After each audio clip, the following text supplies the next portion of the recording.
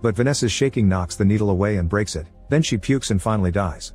To make matters worse, Paul's fast movement knocks the jar with the rest of the cure off the table, causing it to break as well. Amir starts laughing like a maniac, causing Claire to snap and threaten him with a knife.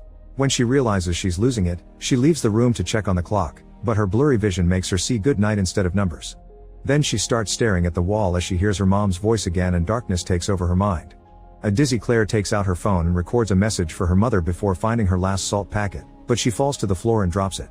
Suddenly her body floats up as heavenly music starts playing, however Claire fights against the hallucination and swims in the air to reach the packet, finally taking the salts to wake up.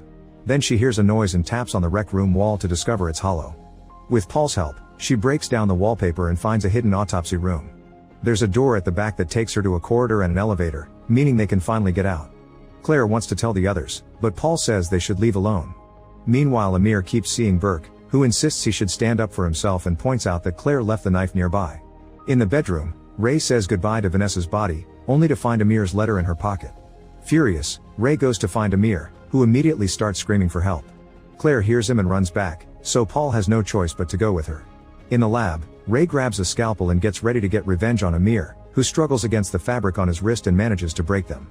He jumps on Ray and stabs him with the scalpel, but then the sickness finally makes him lose it and he grabs the knife to stab Ray multiple times until he's dead. At that moment Claire and Paul arrive and try to calm him down, but Burke's hallucination pushes Amir into finishing the job. The duo immediately runs away, and Paul hides in the rec room, locking the door behind him. Now Claire has to keep running into the MRI room, where Amir catches up and throws her around, accidentally turning on the machine. When Amir is about to stab Claire, the magnets in the MRI machine take the knife away from his hand, so Claire kicks Amir and runs away.